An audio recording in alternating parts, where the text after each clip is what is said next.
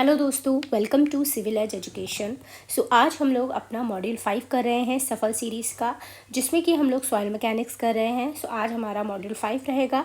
बाकी अगर आप हमारे चैनल पे नहीं हैं, आपको नहीं पता है, तो हम अपने चैनल पे एक सफल सीरीज़ चला रहे हैं जिसमें कि हम लोग क्वेश्चंस के थ्रू कॉन्सेप्ट्स को डिस्कस करते हैं और पूरा सब्जेक्ट कंप्लीट कर रहे हैं। अभी हमारा सॉइल मैकेनिक्स चल रहा है और हम आरसीसी कंप्लीट कर चुके हैं। अगर आपने हमारे चैनल पे हमारा कंटेंट नहीं देखा है तो प्लीज़ आप जाकर हमारे चैनल पे हमारा कंटेंट देखिए। और आई होप अगर आप एक बार सब्जेक्ट को कंप्लीट कर चुके हैं, अपना थोड़ा बहुत भी आपने पढ़ा है सब्जेक्ट के बारे में, तो इन हमारे जो कंटेंट हमारा है उससे आप पढ़ के आपकी कॉन्सेप्ट और अच्छे से क्लियर होंगे। आपका एक बहुत अच्छा रिवीजन हो जाएगा और क्वेश्चंस भी हो जाएंगे। ठीक है। आप अगर कोई भी एग्ज़ाम की तैयारी कर रहे हैं, किसी भी एग्ज़ाम को टारगेट कर रहे हैं, ये सीरीज़ आपके लिए बहुत हेल्पफुल है। ठीक है। अगर आपको अच्छी लगे हमारी ये वीडियो, प्लीज़ इसको लाइक कीजिएगा, और अगर आपने चैनल को सब्सक्राइब नहीं किया है तो प्लीज़ सब्सक्राइब इट। आज हम मॉड्यूल 5 करेंगे, जिसमें कि हम earth pressure and retaining structure से रिलेटेड हम टॉपिक्स देखेंगे, जिसमें कि है different types of lateral earth pressure, different type of earth pressure coefficient, Rankine earth pressure theory, Coulomb's wedge theory, numericals and some miscellaneous, and shallow foundations, introduction, types of shallow foundation, bearing stress, bearing capacity of shallow foundation, Terzaghis bearing theory, types of shear failure, plate load test, liquefaction, contact pressure and differential settlement. ठीक है। इन सब से related हमारे questions रहने वाले हैं। बाकी deep foundation से भी रिलेटेड क्वेश्चंस होंगे, like pile foundation, well foundation and numericals. ठीक है। ये सारे क्वेश्चंस आपके इन सारे टॉपिक से रिलेटेड आपके क्वेश्चंस होने वाले हैं जो हमारे एग्जाम में आते हैं। वो सारे क्वेश्चंस हम डिस्कस करेंगे कॉन्सेप्ट्स के साथ। ठीक है। चलिए फिर स्टार्ट करते हैं। पहला क्वेश्चन है the lateral earth pressure on a retaining wall. Retaining wall पे जो लेटरल अर्थ प्रेशर होता है वो क्या है, किस तरह से लगता है और किस पे डिपेंड करता है, यहाँ पे ये क्वेश्चन में पूछ रहा है। तो उससे पहले हमें ये जानना रहेगा व्हाट इज़ अर्थ प्रेशर। ठीक है। What is lateral earth pressure. We know कि जब भी हमारी हाइड्रोस्टैटिक कंडीशन होती है, ठीक है, कभी भी हम कोई अगर लिक्विड ले रहे हैं, कोई भी है, ठीक है, उसमें हाइड्रोस्टैटिक कंडीशन ये कहती है कि अगर ये कोई बीकर है और इसमें एक पॉइंट हम यहाँ पे ये फिल्ड विद लिक्विड है, ठीक है, और इसमें अगर मैं कोई भी एक पॉइंट लूँ, ठीक है, तो इस पॉइंट का जो प्रेशर होगा ये सारी ही डायरेक्शन में सेम प्रेशर एक्ट करेगा। ठीक है। सारी डायरेक्शन में ये सेम प्रेशर एक्ट करता है किसी भी एक एलिमेंट का। ठीक है। ऐसे ही अगर कोई हमारे पास जियोस्टैटिक कंडीशन है, ठीक है, जियोस्टैटिक कंडीशन अगर होती है, ठीक है, this is a hydrostatic condition. Hydrostatic जो कंडीशन रहती है उसमें हम कहते हैं कि अगर ये हमारे पास हॉरिजॉन्टल है और ये वो this is vertical pressure and this is horizontal, ठीक है, तो हम कह सकते हैं कि जो सिग्मा एच होगा वो सिग्मा वी के बराबर होगा। हॉरिजॉन्टल प्रेशर जितना होगा वही वर्टिकल प्रेशर होगा या स्ट्रेस होगा, बिकॉज सारी ही डायरेक्शन में सेम स्ट्रेस आ रहा है, सेम प्रेशर आ रहा है। ठीक है। लाइकवाइज अगर हम अपना कोई हमारे पास ग्राउंड सरफेस है, ठीक है, कोई भी ग्रैनुलर सब्सटेंस है, हमने सॉइल ले ली है, उसमें अगर मैं कोई एलिमेंट लूँ और उसके ऊपर मैं कोई भी वर्टिकल एक लोड लगाती हूँ, ठीक है, इसको मैं बोल देती हूँ कि ये वर्टिकल स्ट्रेस लग रहा है सिग्मा वी। ठीक है। तो अब क्या होगा कि जो इसके नीचे सॉइल होगी इस पॉइंट पे, ठीक है, मैंने जहाँ लोड लगाया ऐसे करके ये स्ट्रक्चर कुछ इस तरह से होगा ना, एक्चुअल में सॉइल के पार्टिकल्स होंगे, ठीक है, ये पूरा ऐसे करके रहेगा पूरे एरिया में। मैं यहाँ पे लोड लगाया तो क्या होगा, इस लोड की वजह से जो इसके नीचे इस लोड के नीचे जो भी सॉइल के पार्टिकल्स होंगे वो नीचे जाना चाहेंगे। ठीक है। जब ये नीचे जाना चाहेंगे तो इस मूवमेंट के दौरान ये जो अपने साइड वाले पार्टिकल्स हैं उनके ऊपर एक इस तरह से रिलेटिव मूवमेंट क्रिएट करेगा, रिलेटिव उसके ऊपर एक प्रेशर डालेगा, ठीक है, जो कि होगा एक हॉरिजॉन्टल प्रेशर। ठीक है। एक हॉरिजॉन्टल स्ट्रेस लगाएगा। इस वर्टिकल स्ट्रेस की वजह से हमारे जो एडजेसेंट सॉइल पार्टिकल है उनके ऊपर एक हॉरिजॉन्टल स्ट्रेस आएगा। ठीक है। Now in a geostatic condition it is said कि जो आपका हॉरिजॉन्टल स्ट्रेस होता है this is not equal to vertical stress. और if we talk about in terms of pressure, तो जो हॉरिजॉन्टल प्रेशर है it will not be equal to vertical pressure. ठीक है। इस तरह से ओके।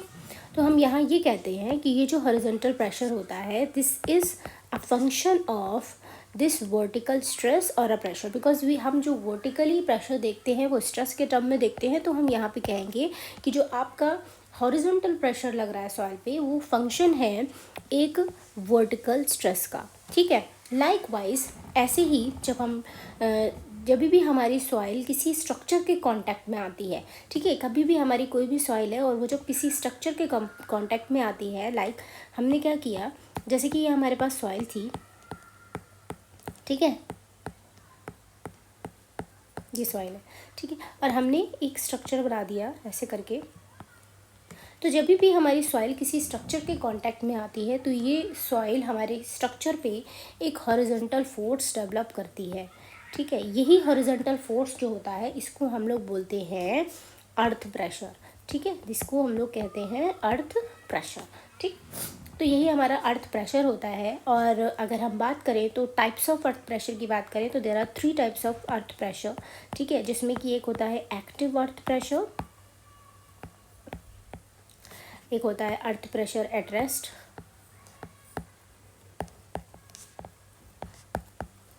और एक होता है passive earth pressure. I hope जब आपने अपने नोट्स पढ़े होंगे तो उसमें ये टॉपिक्स के बारे में पढ़ा होगा, what is active earth pressure, what is earth pressure at rest and what is passive earth pressure. But in short मैं आपको समझा देती हूँ कि एक्टिव अर्थ प्रेशर क्या होता है। ठीक है, जब भी हम रिटेनिंग वॉल्स बनाते हैं या कोई भी एक रिटेनिंग स्ट्रक्चर बनाते हैं तो उसमें क्या होता है, जब भी हम एक कंडीशन लेके चलते हैं, अगर हमने बोला if the wall is moving away, ये वॉल अवे जा रही है, यहाँ पे हमारी क्या है, सॉइल है, ठीक है, when it move away and we know कि जो सॉइल है उसकी एक टेंडेंसी होती है एक नेचुरल एंगल पे रुकने की, ठीक है। तो ये क्या सॉइल क्या करेगी, ये नेचुरल एंगल पे आना चाहेगी, ठीक है। कभी भी कोई सॉइल आपको ऐसे सीधी सीधी हॉरिजॉन्टल पोजीशन में नहीं मिलेगी देखने को, ठीक है। ये जो रिटेनिंग स्ट्रक्चर बना रहे हैं हम बना भी इसीलिए रहे हैं कि अगर हमें कहीं पे कटिंग करनी है सॉइल में वर्टिकली, ठीक है, तो उसको मेंटेन करने के लिए, उस वर्टिकल कट को मेंटेन करने के लिए हमें वहाँ पे एक या हमें कुछ भी स्ट्रक्चर बनाना है इस तरह से कि वहाँ पे हमें वर्टिकल कट चाहिए, ठीक है। तो उसके लिए हम एक स्ट्रक्चर, एक रिटेनिंग स्ट्रक्चर बनाते हैं, क्योंकि सॉइल की टेंडेंसी होती है जब भी सॉइल एक अपने नॉर्मल स्टेट में होती है तो वो एक एंगल पे जाके सेट हो जाती है, ठीक है। तो जिसको हम लोग एंगल ऑफ इंटरनल फ्रिक्शन भी बोलते हैं, उस पर जाके सेट हो जाती है। तो हम जब इस वाली बात कहते हैं कि when the wall move away, तो ये जो सॉइल है, ठीक है, ये क्या करेगी, ये यहाँ पे आना चाहेगी, ठीक है, ये एक नेचुरल एंगल पे गिरेगी। जब ये नेचुरल एंगल पे गिरेगी तो जो इसके नीचे की सॉइल के पार्टिकल्स हैं वो क्या करेंगे, इसके ऑपोजिट कुछ फोर्स लगाएंगे, ठीक है। ये इस तरह से कुछ इंटरनल इसमें एक फ्रिक्शन क्रिएट होगा जो उसको नीचे आने से रोकेंगे, ठीक है। तो जब ये इसको रोकेंगे क्या होगा कि सॉइल में एक रेजिस्टेंस क्रिएट होगा कि जो ये इसके ऊपर फोर्स लगा रही थी अभी हॉरिजॉन्टल, उसमें क्या होगा, कमी आ जाएगी, ठीक है। और तभी जो आपका एक्टिव अर्थ प्रेशर होता है वो यहाँ पे कम हो जाएगा। अभी क्या सॉइल अभी स्ट्रेस लगा रही है, but due to this internal friction जो आपकी वॉल पे जो प्रेशर आ रहा है इस सॉइल के पार्टिकल्स की वजह से वो कम हो जाएगा, ठीक है। अब यहाँ पे जो भी प्रेशर डेवलप होगा उसको हम लोग बोलेंगे एक्टिव अर्थ प्रेशर, ठीक है। लाइकवाइज नॉर्मल सॉइल है, ठीक है, अब वो ना ही मूव कर रही है ना ही कुछ है, एक नॉर्मल कंडीशन में है। तो इस कंडीशन में ना तो वॉल मूव कर रही है ना ही सॉइल के पार्टिकल्स मूव कर रहे हैं, ठीक है। तो इसको हम लोग बोलते हैं अर्थ प्रेशर एट रेस्ट। तो अब इस कंडीशन में जो भी प्रेशर यहाँ पे डेवलप होगा उसको हम लोग बोलेंगे अर्थ प्रेशर एट रेस्ट, ठीक है। तो ये पहली कंडीशन, ये दूसरी कंडीशन। थर्ड कंडीशन में क्या होता है कि जो आपकी वॉल है, ठीक है, it will move toward the soil, ठीक है। तो ये सॉइल की तरफ मूव करेगी, ये सॉइल के पार्टिकल्स हैं, यहाँ पे वॉल आपकी मूव करेगी, ठीक है।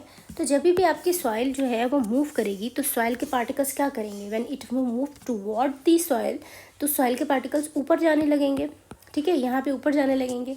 तो ये जो इसके नीचे की सॉइल है वो उसको रोकने की कोशिश करेगी। तो जब ये रोकेगी तो ये इसके ऊपर डाउनवर्ड डायरेक्शन में एक इंटरनल फोर्स ऑफ फ्रिक्शन लगाएगी, ठीक है। जब ये इंटरनल फोर्स ऑफ फ्रिक्शन इसके ऊपर आएगा तो यही फोर्स हमारी वॉल पे भी आएगा, जिसकी वजह से जो यहाँ पे अर्थ प्रेशर डेवलप हो रहा है वो बढ़ जाएगा, ठीक है। तो इन दिस केस जो प्रेशर होगा वो आपका पैसिव अर्थ प्रेशर होगा, ठीक है।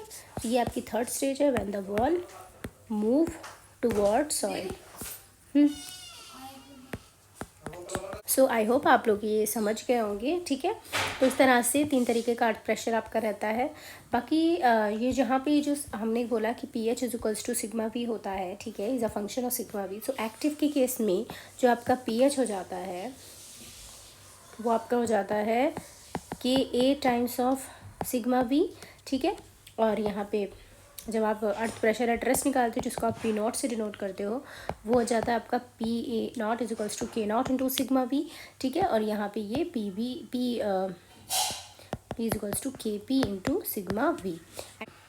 सो हेयर यहाँ पे हम कह सकते हैं कि जो सिग्मा वी होता है, this sigma V is equal to gamma into height, ठीक है। जो हमने देखा था अभी इफेक्टिव स्ट्रेस जब हम चैप्टर पढ़ रहे थे, टोटल स्ट्रेस जब उसमें हम फाइंड करते थे तो गामा इंटू एच से हम टोटल स्ट्रेस फाइंड कर लेते थे किसी भी डेप्थ एच पे, ठीक है। तो हम ये कह सकते हैं कि जो हमारा अर्थ प्रेशर होता है वो हाइट ऑफ जो हमारी डेप्थ है सॉइल की उस पर डिपेंड करता है, ठीक है, because H is the depth of soil, ठीक है। तो उस पर डिपेंड करता है ये, ठीक है। सो ऑप्शन आपका बी हो जाएगा, ठीक है। चलो नेक्स्ट क्वेश्चन क्या है, the correct sequence of the given parameter in descending order of earth pressure intensity, ठीक है। सो वी नो कि जो आपका पैसिव अर्थ प्रेशर होता है वो सबसे ज़्यादा होता है, बिकॉज यहाँ पे भी हमने देखा कि जब अर्थ प्रेशर लग रहा था तो यहाँ पे अर्थ प्रेशर हमारा ड्यू टू द इंटरनल जो फ्रिक्शन था, आपका फ्रिक्शन रेजिस्टेंस था, उसकी वजह से इंक्रीज हो रहा है अर्थ प्रेशर, ठीक है।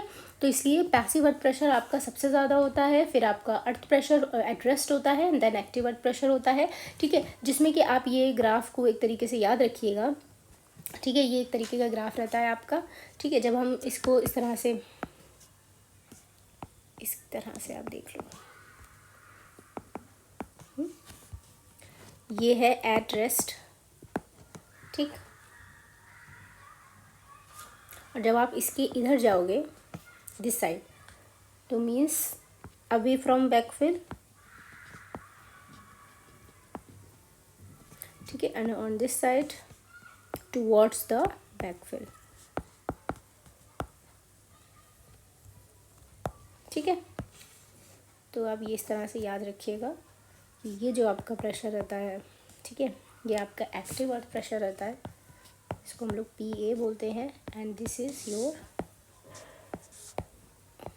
पैसिव अर्थ प्रेशर, ठीक है। एंड हेयर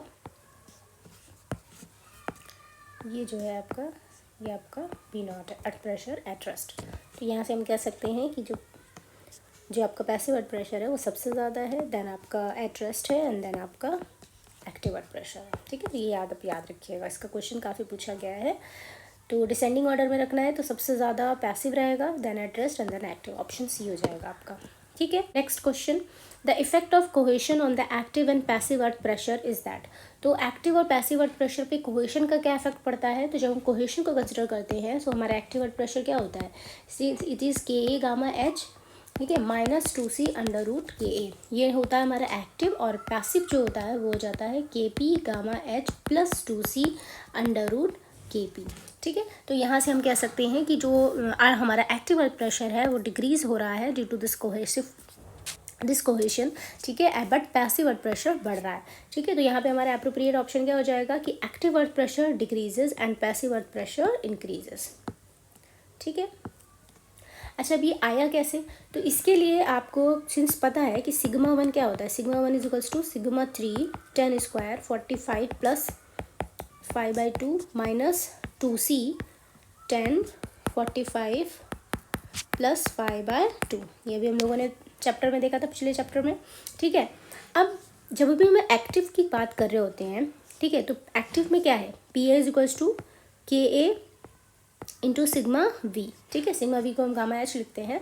तो वी नो कि जो PA है वो हमारा सिग्मा वी से कम है, ठीक है, सिग्मा वी बड़ा है, बिकॉज जो KA की वैल्यू है it is always less than और इक्वल टू 1। तो हम कह सकते हैं कि जो PA है वो भी लेस देन और इक्वल टू 1 ही रहेगा, less than equal to sigma V ही रहेगा। तो फिर यहाँ पे जो PA हो जाएगा वो हमारा सिग्मा 3 हो जाएगा, ठीक है, और जो सिग्मा वी हो जाएगा वो आपका सिग्मा 1 हो जाएगा। तो सिग्मा 1 जो हो जाएगा वो सिग्मा वी हो जाएगा, जो कि हो जाएगा गामा इंटू, इसको Z लिख लो या H लिख लो, ऐसे करके। तो जब ये दोनों ही वैल्यूज़, ठीक है, दीज 2 वैल्यूज़ जब हम इस इक्वेशन में पुट करेंगे तो यहाँ से जब हमारा PA आएगा तो वो कुछ इस तरह से आता है KA into gamma Z -2C √ KA, ठीक है। जहाँ पे ये जो KA होता है ना, ये होता है 1045, बिकॉज के है तो ये आपका माइनस में हो जाएगा, ठीक है। ये हो जाएगा 1045 माइनस 5/2 के बराबर, ठीक है। जिस के की वैल्यू आपको ये मिल जाएगी।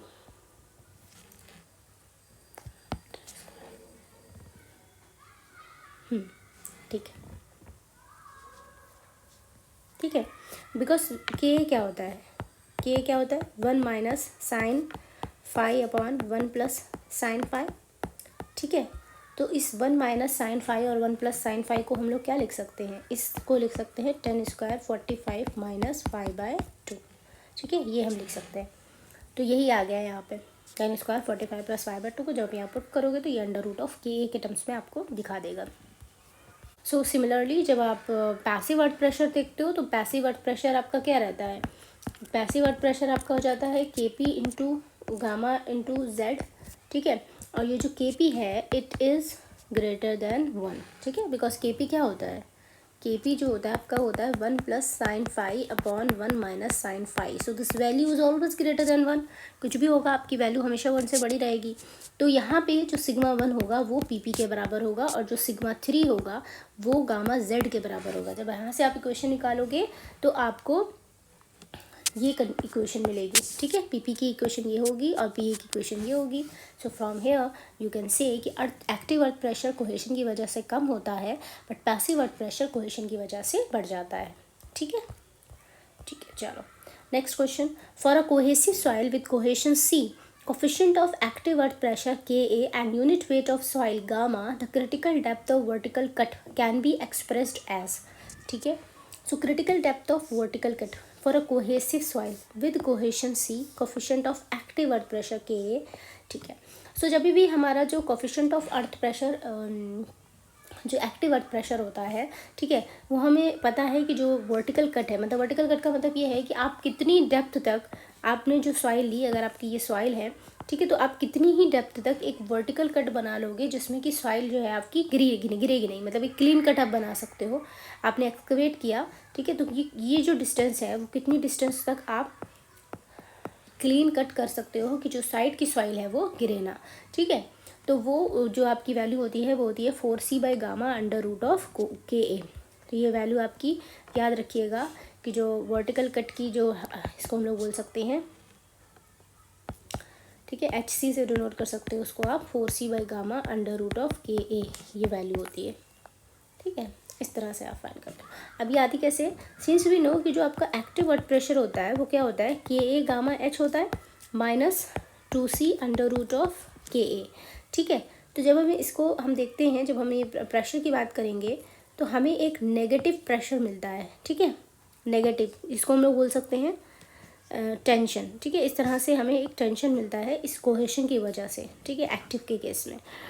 सो ये जो टेंशन है, जब भी हम जो सॉइल है आपकी, ठीक है, जो सॉइल है, कोई भी सॉइल होती है, अगर आप उसमें कट बनाओगे तो वो सॉइल के जो पार्टिकल्स होंगे वो यहाँ पे गिरने लगेंगे, but because it is a cohesive soil, तो जो सॉइल के पार्टिकल्स होंगे वो यहाँ पे गिरेंगे नहीं, ठीक है। और वो गिरेंगे नहीं, उनके अंदर एक स्ट्रेंथ होगी जिसकी वजह से वो गिरेंगे नहीं, ठीक है। ये आपकी 2C और अंडर रूट ऑफ K ये स्ट्रेंथ होती है, ठीक है। अब हम कितनी हाइट तक इस ये जो सॉइल है, अगर हमें सॉइल को गिराना है, ठीक है, हमें गिराना है कि हमें ये हम कि ये जो सॉइल है साइड वाली वो इस गड्ढे में गिरे, जब हम उसमें एक्सकवेशन कर रहे हैं तो उसके लिए हमें क्या चाहिए कि जो आपकी जो स्ट्रेंथ है वो ज़ीरो हो, तभी तो होगा ना। अगर सॉइल में कोई भी शेयर स्ट्रेंथ होगी तो वो आपकी जो सॉइल है वो आपकी अपनी जगह पे रहेगी, ठीक है, वो गिरेगी नहीं, वो अपना सेटल नहीं करेगी। बट सेटलमेंट के लिए आपको उसकी स्ट्रेंथ ज़ीरो चाहिए, ठीक है। कि अगर आप ये कहो कि ऐसे करके आपके सॉइल के पार्टिकल्स से कुछ इस तरह से मैं आपको समझा देती हूँ,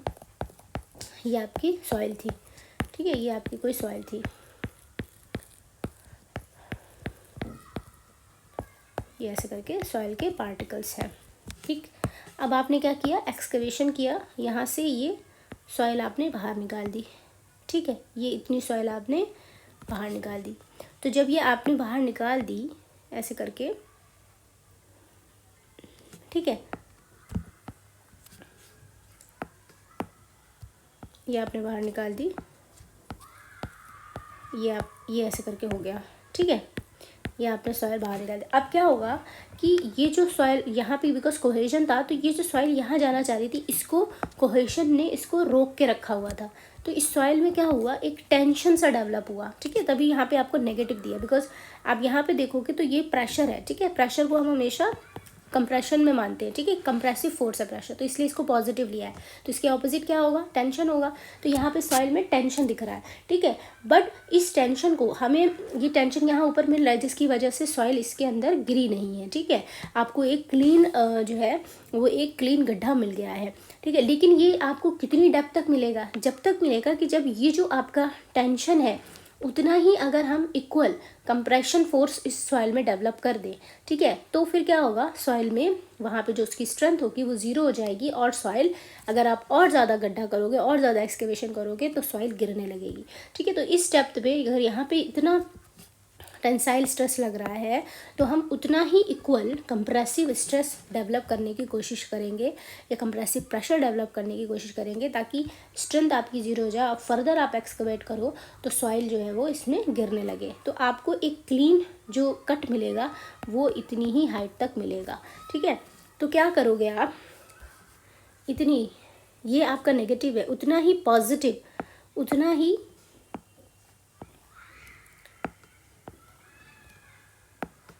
ही पॉजिटिव आपको क्या करना पड़ेगा, इसको कंप्रेसिव स्ट्रेंथ, या उतने ही पॉजिटिव आपको कंप्रेसिव फोर्स देना पड़ेगा या प्रेशर देना पड़ेगा, ताकि ये जो सॉइल की स्ट्रेंथ है वो ज़ीरो हो जाए। बिकॉज धीरे धीरे ही आप करोगे ना उसकी स्ट्रेंथ को, ठीक है। तो ये जो आपको ये जो डेप्थ मिलेगी वही आपकी क्रिटिकल डेप्थ होगी या क्रिटिकल कट होगा, ठीक है। तो इस तरह से ये जो वैल्यू हो जाएगी वो डबल हो जाएगी, बिकॉज यहाँ से जब आप निकालोगे, बिकॉज ZC की जो वैल्यू होती है, जो वैल्यू होती है ये हो जाती है आपकी, ये होती है 2c/γ√k, ठीक है। और इसकी डबल है ये, ठीक है। तो ये डबल है HC, बिकॉज ये 2 टाइम्स ऑफ 2c/γ√ka, तो ये होती है 4c/γ√ka, ये वैल्यू आ जाती है, ठीक है, इस तरह से।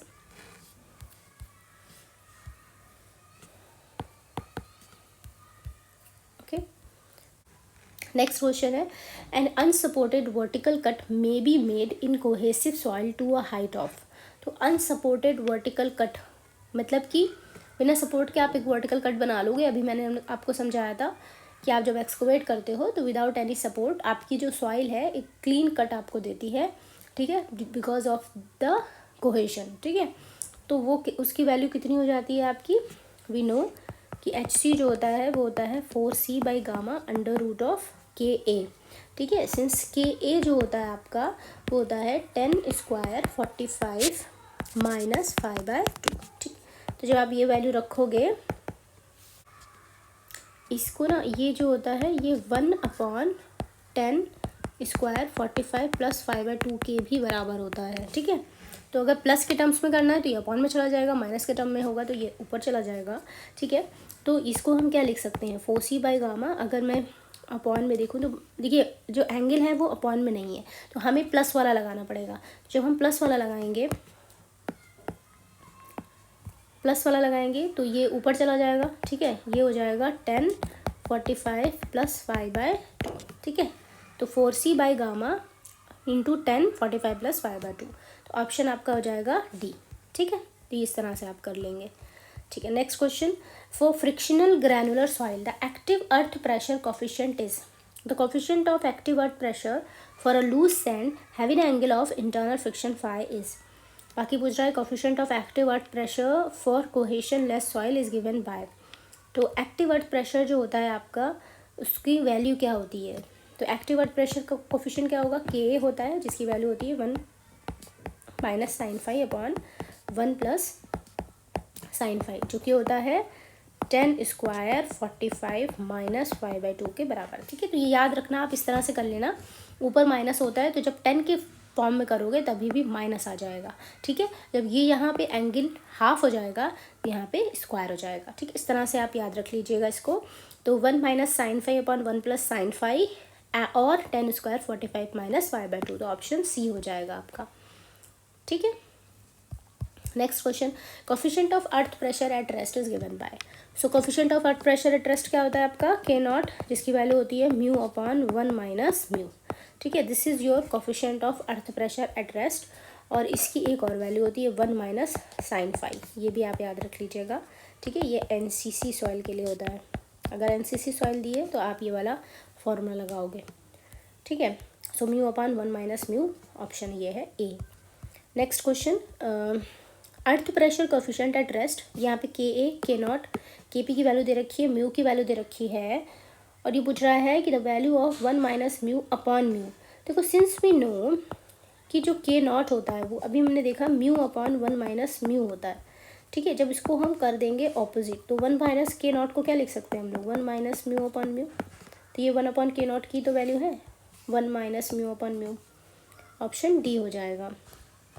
ठीक है, next question, what is the assumption made about back of wall in the Rankine's theory of earth pressure. So Rankine की जो थ्योरी थी, ठीक है, इसमें हमने जो हम इसमें अर्थ प्रेशर में जो थ्योरी देखते हैं, इसमें हम दो थ्योरी देखते हैं, एक होती है रैंकाइन्स अर्थ प्रेशर थ्योरी और एक होती है coulombs veg theory.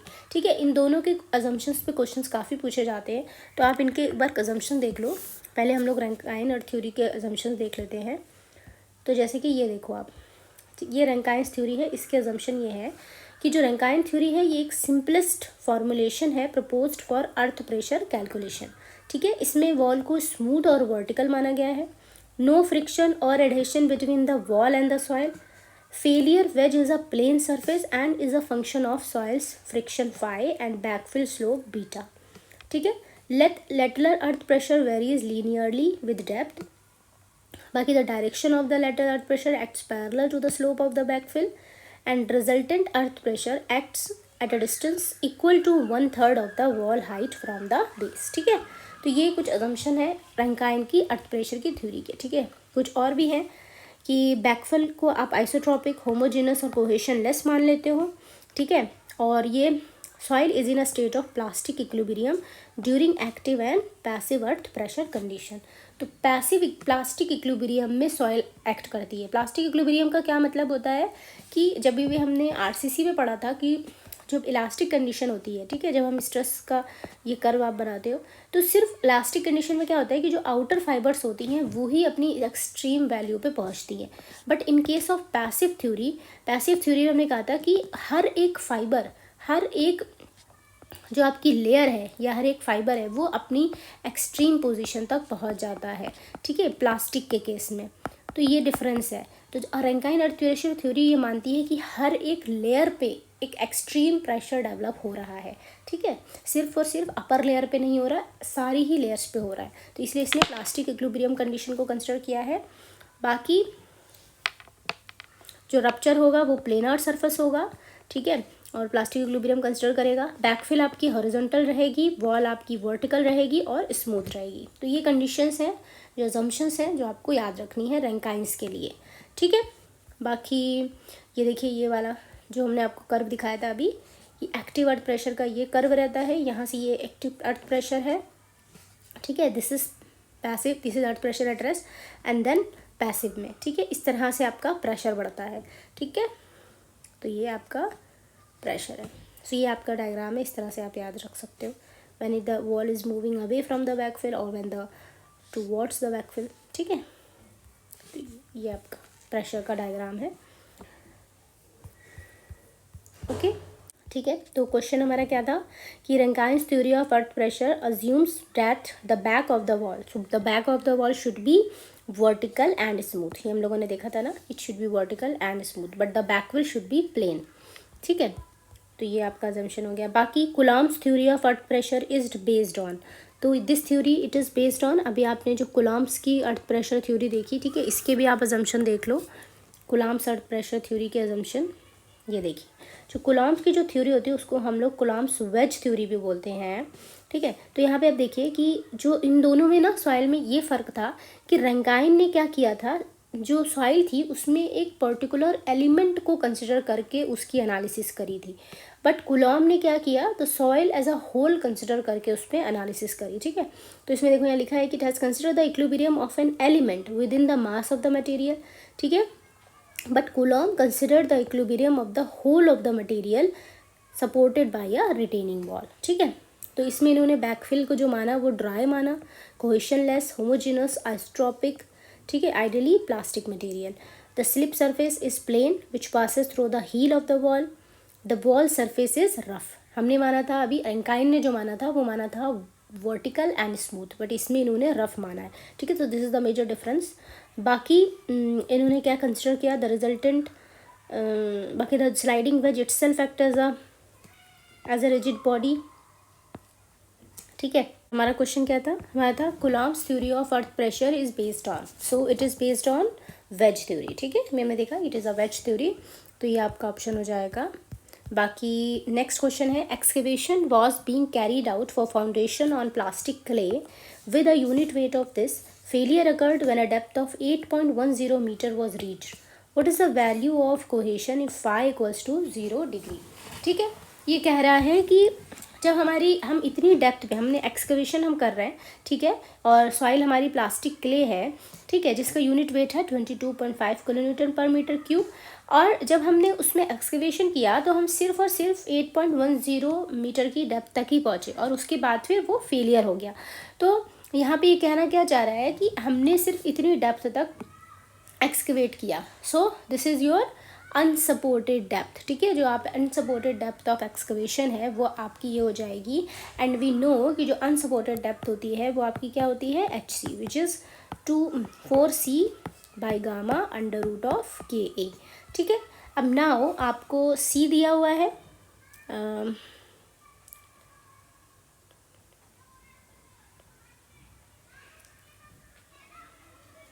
what you have to find out, failure occur, what is the value of cohesion, so आपको cohesion की ही तो वैल्यू फाइंड करनी है। ठीक है, you need to find out the cohesion, ठीक है, बिकॉज आपको डेप्थ दी हुई है, तो डेप्थ आपकी कितनी दे रखी है, 8.10 मीटर। ठीक है, 4 अपॉन गामा की वैल्यू आपको दे रखी है विच इज़ 22.5। ठीक है, अंडर रूट ऑफ KA, और KA आपका क्या है, बिकॉज फाई की वैल्यू 0 है, तो KA क्या होता है, 1 minus sine phi upon 1 plus sine phi, और जब फाई 0 होगा तो साइन 0 की वैल्यू 0 होती है, तो KA की वैल्यू आपकी हो जाएगी 1। ठीक है, तो यहाँ पे हम 1 रख देंगे, और ये C की वैल्यू आप बहुत ईजिली फाइंड कर लेंगे, इसको आप मल्टीप्लाई करेंगे डिवाइडेड बाय 4। ठीक है, तो ये आपकी कोहेशन की वैल्यू आ जाएगी यहाँ से। ठीक है, so you can easily find out this. चलो next question, what is the value of active earth pressure coefficient for the soil having an internal angle of friction 30 degree.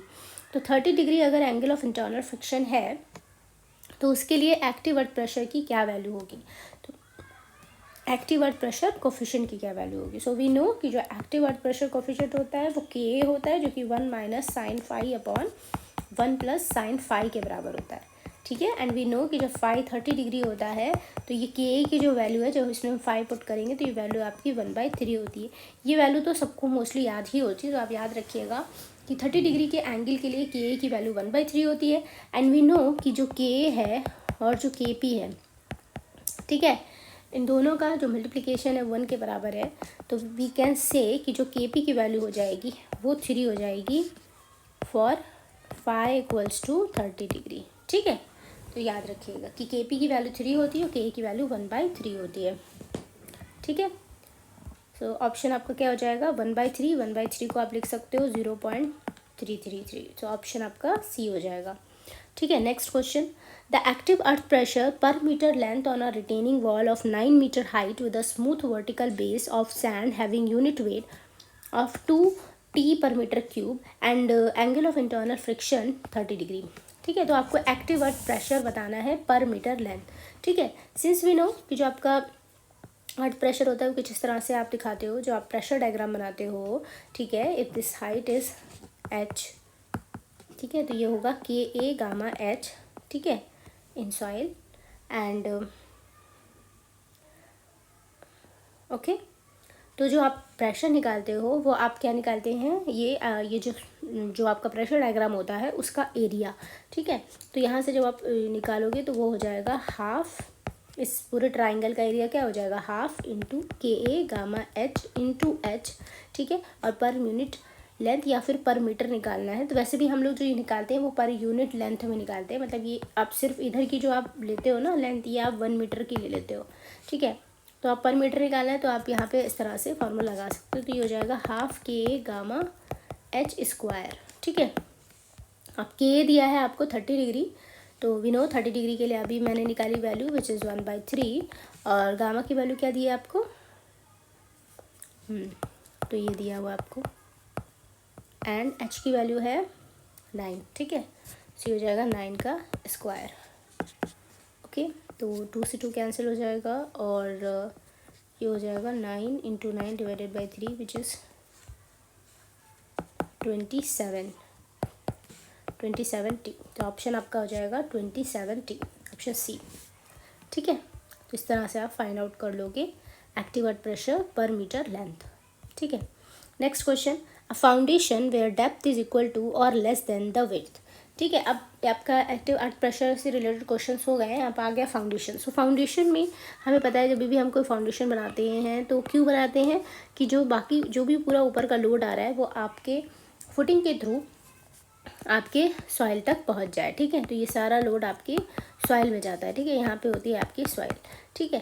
तो ये सॉइल के लिए, सॉइल पे लोड सारे पूरे structure का soil में लोड ट्रांसफ़र करने के लिए हमें एक स्ट्रक्चर बनाना होता है जिसको हम लोग बोलते हैं फुटिंग, ठीक है। ये एक सब स्ट्रक्चर होता है। तो ये भी 2 तरीके का होता है। आप यहाँ पे इसको आप एक बार देख, फुटिंग्स आर द लोएस्ट, ठीक है। Footing are the lowermost supporting part of the structure known as substructure and are last structural element through which load transfer to foundation, ठीक है, comprising soil और rock, ठीक। तो ये जो footings होती हैं ये डिफरेंट टाइप्स के आप बना सकते हो, strip footing, isolated footing, combined footing and pile foundation भी बोलते हैं इसको, ठीक है। इसी में ही आप इस तरह से देख लो। तो जब भी हम फाउंडेशन बनाते हैं ना तो फाउंडेशन 2 तरीके का रहता है आपका, एक या तो शैलो फाउंडेशन रहेगा या फिर आपका डीप फाउंडेशन रहेगा। तो जो शैलो फाउंडेशन रहता है, ये मैं इसको थोड़ा सा बड़े करके आपको दिखा देती हूँ, आई होप आपको ये दिख रहा होगा, ठीक है। ये हो गया। तो इसमें जो फाउंडेशन आप बनाते हो ना, तो एक होता है शैलो फाउंडेशन और एक होता है डीप फाउंडेशन। शैलो फाउंडेशन जब होता है जब आपकी जो विड्थ है फाउंडेशन की वो डेप्थ से ज़्यादा होती है, ठीक है। When it is greater than और equal to depth of foundation, उसको हम लोग बोलते हैं shallow foundation. And when your depth is much greater than the width, वो आपका डीप फाउंडेशन होता है, ठीक है।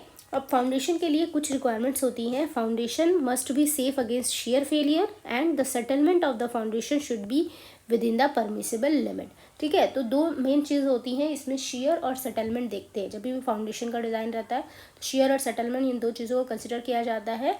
बाकी एक कंडीशन और है कि the foundation should be located at such depth such that it's performance is not affected by seasonal volume changes, ठीक है। तो इतनी डेप्थ पे आप फाउंडेशन बनाओगे जहाँ पे जो परफॉर्मेंस है इसकी वो अफेक्ट ना हो सीजनल जो भी वॉल्यूम चेंजेस हो रहे हैं उनसे, ठीक है। तो ये सब था आपका फाउंडेशन से रिलेटेड। हमारा क्वेश्चन ये था कि a foundation where depth is equal to और लेस देन द विड्थ, ठीक है। So when the depth is equal to और लेस देन द विड्थ, तो इस केस में जो फाउंडेशन होता है वो होता है आपका शैलो फाउंडेशन, ठीक है। This is your shallow foundation. So option आपका हो जाएगा बी, ठीक है। Next question, a foundation is considered as shallow if its depth is, same question है।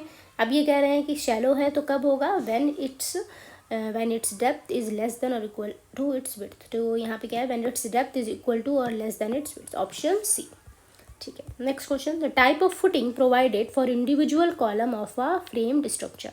तो अभी हमने आपको बताया कि जो फुटिंग्स होती हैं वो डिफरेंट टाइप्स की होती हैं। आइसोलेटेड फुटिंग बनाते हैं, स्ट्रिप फुटिंग होती है, कंबाइंड फुटिंग है, राफ्ट फुटिंग है, ठीक है। तो ये सारे अलग अलग टाइप की आपकी फुटिंग्स रहती हैं। तो जो एक इंडिविजुअल कॉलम के नीचे, एक सिंगल इंडिविजुअल कॉलम है और उसके नीचे आप जो भी फुटिंग बनाते हो, ठीक है, इसको हम लोग बोलते हैं आइसोलेटेड फुटिंग, ठीक है। और कंबाइंड फुटिंग आपकी जब 2 और मोर देन 2 कॉलम्स पे आप जो एक फुटिंग बना रहे हो उसको हम लोग कंबाइंड फुटिंग बोलते हैं। राफ्ट फुटिंग आप वहाँ पे प्रोवाइड करते हो जहाँ पे डिफरेंशियल सेटलमेंट आपको बहुत ज़्यादा देखने को मिलता है, तो वहाँ पे आप राफ्ट फाउंडेशन प्रोवाइड कर लेते हो। बाकी स्टेप्ड फाउंडेशन हिली एरियाज़ में जो है वो सही रहते हैं, तो हिली एरियाज़ में आपको ये स्टेप फाउंडेशन आप प्रोवाइड करते हो। ठीक है, तो अभी इस ऑप्शन के लिए आपका आइसोलेटेड फुटिंग हो जाएगा। ठीक है, चलो next question. The foundation in which a cantilever beam is provided to join footing is known as. ठीक है, सो जब ऐसे करके 2 फुटिंग्स हैं और उनको कंबाइन करने के लिए हमने एक बीम की मदद ले ली है, तो इस तरह से जब हम 2 फुटिंग्स को या 2 मोर देन 2 फुटिंग्स को एक बीम से जोड़ देते हैं तो उसको हम लोग बोलते हैं स्ट्रैप फुटिंग। ठीक है, this is called as a strap footing. ठीक, तो देखिए आपकी कितनी बार क्वेश्चन पूछा गया है, तो इट्स वेरी इंपॉर्टेंट, ये आपको पता होना चाहिए कि the independent spread footing of 2 columns connected by a beam. ठीक है, कनेक्टेड बाय अ बीम, तो कोई भी जो 2 फुटिंग्स बीम से जब कनेक्टेड रहती हैं तो उसे हम लोग स्ट्रैप फुटिंग कहते हैं। ठीक है, चलो next question. The bearing capacity of the soil depends upon. ठीक है, सो बियरिंग कैपेसिटी सॉइल की किस पे डिपेंड करती है। सिंस वी नो कि जब हम कोई फाउंडेशन बनाते हैं, ठीक है, इस तरह से फाउंडेशन बनाते हैं और यहाँ पे आपकी क्या है, यहाँ पे आपकी क्या है, सॉइल है। ठीक है, ये आपकी सॉइल है। तो जब भी दो कॉन्टैक्ट सरफेस एक दूसरे के साथ मिलते हैं, मतलब 2 जो अलग अलग मटेरियल हैं या सेम मटेरियल हैं उनके बीच में कांटेक्ट होता है।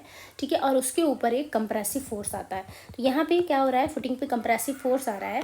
तो हमने ये आरसीसी में भी पढ़ा था कि when 2 contact surface consider when a compressive force act on 2 contact surfaces. ठीक है, तो वहाँ पे क्या होता है, बियरिंग स्ट्रेसेस डेवलप होते हैं।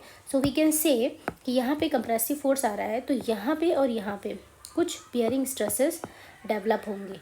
ठीक है, तो इन्हीं बियरिंग स्ट्रेसेस को, यही यहाँ पे बियरिंग स्ट्रेसेस डेवलप होंगे यहाँ पे। ठीक है, यहाँ पे बियरिंग स्ट्रेसेस डेवलप होंगे और यही जो बियरिंग स्ट्रेसेस हैं इनको काउंटर एक्ट करने के लिए, इनको झेलने के लिए सॉइल की जो कैपेसिटी होती है उसको हम लोग बियरिंग कैपेसिटी बोलते हैं। ठीक है, कि इन बियरिंग स्ट्रेसेस को सॉइल जो है वो रजिस्ट कर दे। ठीक, तो ये जो भी आपकी बियरिंग कैपेसिटी होती है सॉइल की, ये जो बियरिंग कैपेसिटी ऑफ सॉइल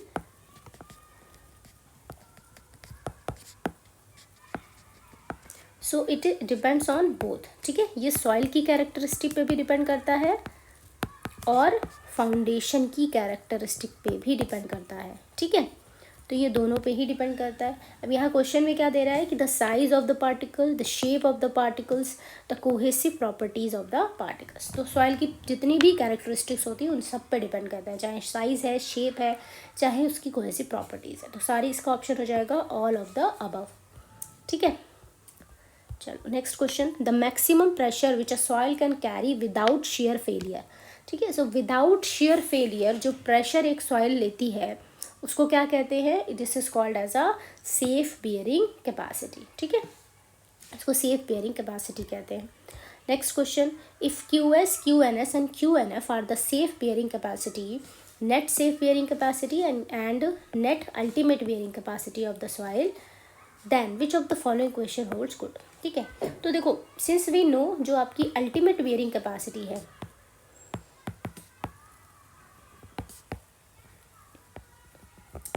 वो हो जाती है ये, इसको हम लोग QU से डिनोट करते हैं। जब आप नेट अल्टीमेट बियरिंग कैपेसिटी निकालते हो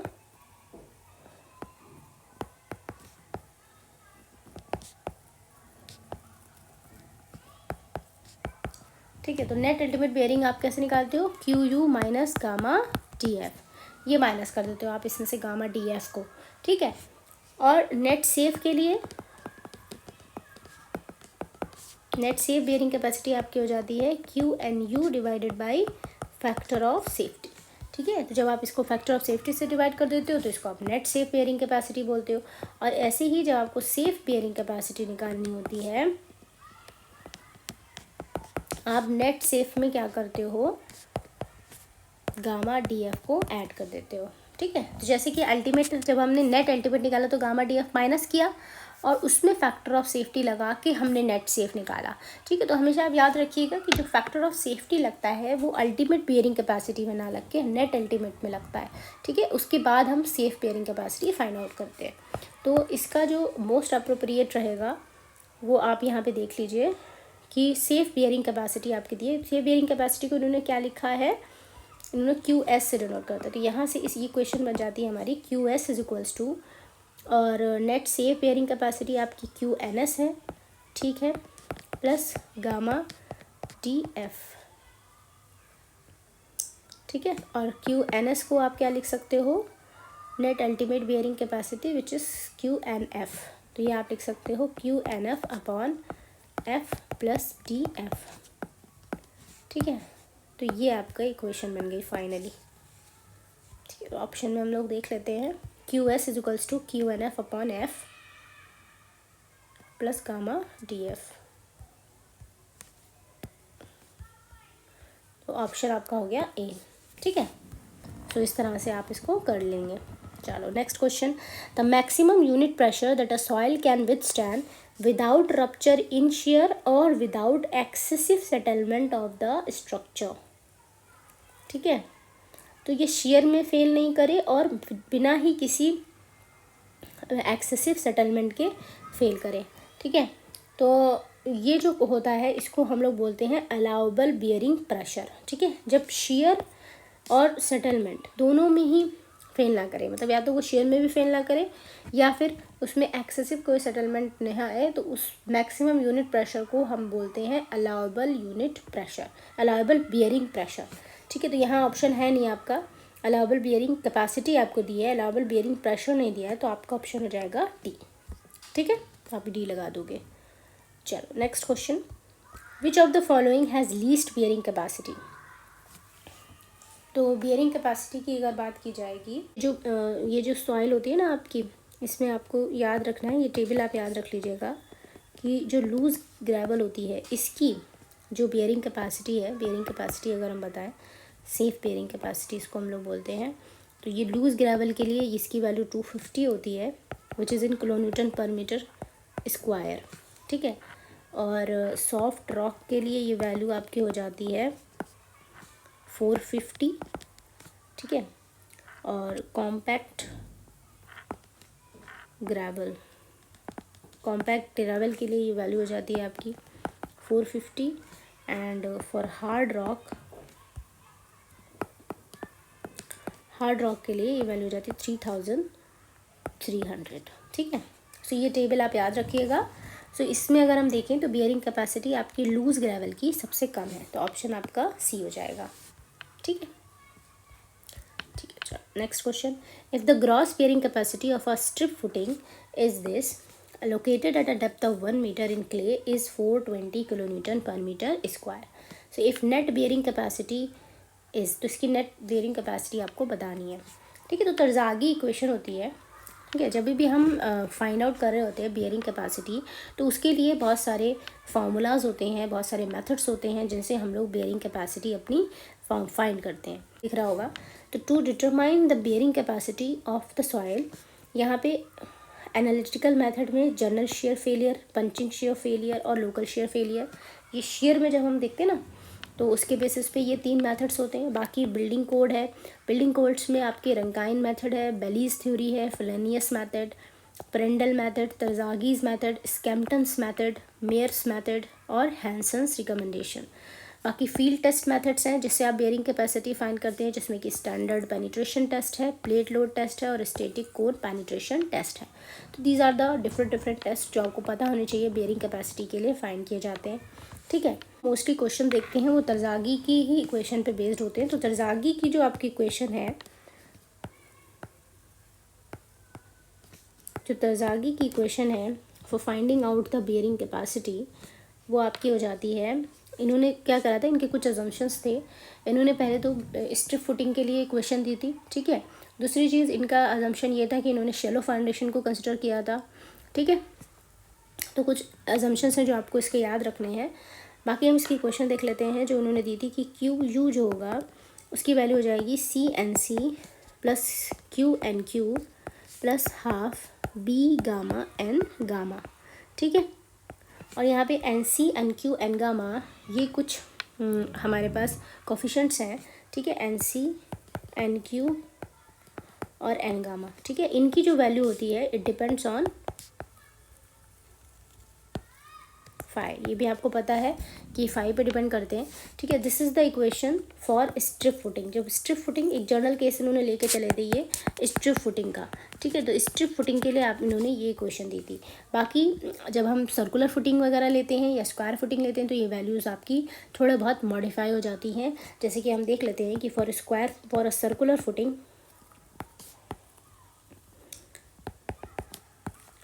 जो आपका सी एन सी था इसको हमने 1.3 से मल्टीप्लाई कर दिया था। बाकी क्यू एन क्यू में कोई भी चेंज नहीं आया था और यहाँ पे आपका हो जाएगा 0.3 बी गामा एन गामा, ठीक है। ऐसे ही जब हम स्क्वायर फुटिंग की बात करेंगे तो ये आपका हो गया था 1.3 C N C plus Q N Q plus 0.4 B gamma N gamma, ठीक है। और रेक्टेंगुलर अगर फुटिंग है तो ये आप याद रख लीजिए बिकॉज ये आपके लिए इजी होगा, या आई होप आपको याद होगा, ठीक है। इसमें आप करते थे 0.3 B by D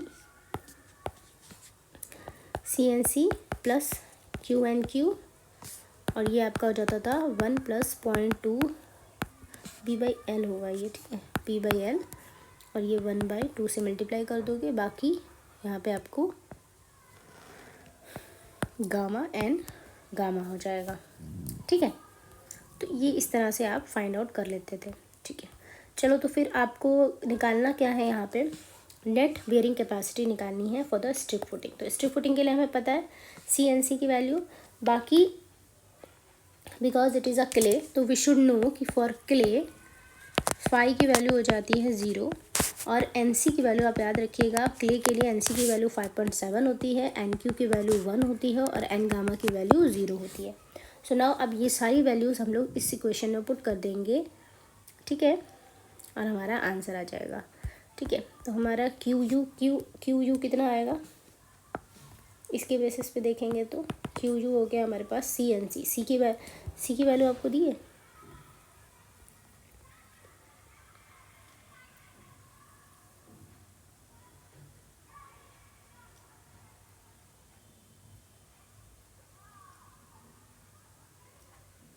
so this is your gross bearing capacity, ठीक है। 420 kilonewton per metre square is your gross bearing capacity और आपको नेट बियरिंग कैपेसिटी निकालनी है। तो वी नो कि जो नेट बियरिंग कैपेसिटी होती है, यहाँ पे आपको डायरेक्टली फॉर्मूला भी नहीं लगाना है इसमें स्ट्रिप फुटिंग का, इसमें तो सिंपली आप कर सकते हो। जो ग्रॉस बियरिंग कैपेसिटी होती है उसको हम लोग अल्टीमेट बियरिंग कैपेसिटी भी बोलते हैं। तो हम यहाँ लिख सकते हैं इसको क्यू यू या फिर Q G minus gamma D F. Gamma D F minus कर देंगे तो आपको नेट अल्टीमेट बियरिंग कैपेसिटी मिल जाएगी। और ये दिया है आपको 420 माइनस गामा की वैल्यू क्या है, गामा की वैल्यू 20 है and the depth of is 1 metre. 20 into one minus कर दिया, आपका आंसर आ जाएगा 400, ठीक है। 420 है ना, सो 400 किलो न्यूटन पर मीटर स्क्वायर आपका आंसर आ जाएगा, ठीक है। तो मुझे लगा था इसमें क्वेश्चन ये वाला फॉर्मूला यूज़ किया जाएगा तरज़ागी का, बट इसमें तो डायरेक्टली आपका ग्रॉस प्रेशर वाला जो फॉर्मूला था वो यूज़ किया गया है, डायरेक्टली आप सॉल्व कर सकते हो, ठीक है। चलो नेक्स्ट क्वेश्चन है, a strip footing rest on the surface of a dry cohesion less soil if the water table rises temporarily to the surface due to flooding, then what percentage reduction factor is to be applied to the bearing capacity factor according to Tarzagi's equation, ठीक है। And if water table rises to the ground level of the footing resting on cohesionless soil, the bearing capacity approximately, तो you should know कि जब भी आप cohesion less soil की बात कर रहे होते हो और उसमें आपकी वाटर टेबल ग्राउंड सरफेस तक जाती है तो आपकी जो बियरिंग कैपेसिटी होती है वो 50% तक कम हो जाती है, ठीक है। तो रिडक्शन फैक्टर जो आपका हो जाएगा वो 50% हो जाएगा, ठीक है, ये याद रखिएगा आप, 50% कम हो जाती है।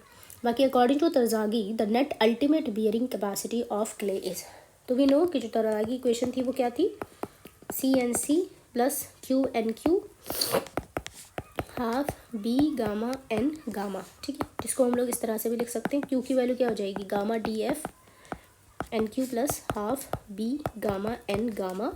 ठीक है, क्या निकालना है हमें? Net ultimate bearing capacity. तो नेट के लिए Q U minus gamma D F करेंगे, तो हम इसको इस तरह से लिख सकते हैं कि गामा डी एफ कॉमन कर लिया और ये हो गया एन क्यू माइनस 1। ठीक है, plus half B gamma N gamma, Q N U की वैल्यू इस तरह से आ जाएगी। ठीक है, so because it is a clay, तो वी नो क्ले के लिए एन क्यू की वैल्यू होती है 1 एंड एन गामा की वैल्यू तो 0 होती है, और ये वैल्यू जब हम 1 रखेंगे तो ये पूरा टर्म आपका 0 हो जाएगा। तो क्यू एन यू आपका क्या आ गया? C N C. ठीक है, तो ऑप्शन आपका हो जाएगा सी एन सी। ठीक है, चलो next question. Terzaghi's bearing capacity factor depends on. तो जो तरजागी के बियरिंग कैपेसिटी फैक्टर होते हैं वो किस पर डिपेंड करते हैं? जो भी हमने देखे थे N C N Q N gamma, ये तरजागी के बियरिंग कैपेसिटी फैक्टर्स होते हैं and they depend on angle of internal friction. ठीक है, सो ये एंगल ऑफ इंटरनल फ्रिक्शन पे ही डिपेंड करते हैं, खाली ये पता होना चाहिए आपको। ठीक है, when the water table is close to the ground surface the bearing capacity of the soil is reduced to। तो अभी देखा कि it reduced to 50%, means half हो जाती है, तो 1/2 हो जाएगा इसका आंसर। ठीक है, next question. Which one of the following is the correct Terzaghi's general bearing capacity equation. So general bearing capacity equation क्या थी? C N C Q U equals to C N C plus gamma D N Q plus half B gamma N gamma. So option A हो जाएगा आपका। ठीक है, चलो next question. The bearing capacity factor N C N Q N gamma are the function of. So they are the function of internal friction angle. Internal friction angle के बराबर होता है ये। ठीक है, next question. Shear failure of soil takes place when. Shear failure कब होता है? When the angle of obliquity is maximum, when maximum cohesion is reached in cohesive soil, theta reaches its maximum value in cohesion less soil and the residual strength of the soil is exhausted. ठीक है, तो ये आप किस में लगाएंगे इसका answer? ठीक है, तो इसमें हम लोग बोल सकते हैं कि when the angle of obliquity is maximum, जब एंगल ऑफ ऑब्लिक्विटी आपका मैक्सिमम होगा तो वहाँ पे आपका शेयर फेलियर हो जाता है। ठीक है, एंगल ऑफ ऑब्लिक्विटी आपका ये रहता है। ठीक है, ये एंगल आपका मैक्सिमम अगर हुआ तो आपका शेयर फेलियर हो जाएगा। ठीक है, चलो next question. The case of footing on, in case of footing on shallow depth, if it is very dense sand, which one of the following type of failure is likely to occur? Okay, if the soil is very dense sand, तो कौन से type का failure होता है? Since we know कि देखो share failure में 3 failure होते हैं। पहला होता है लोकल फेलियर, ठीक है, दूसरा आप बोल सकते हो जर्नल फेलियर, और तीसरा आपका पंचिंग फेलियर।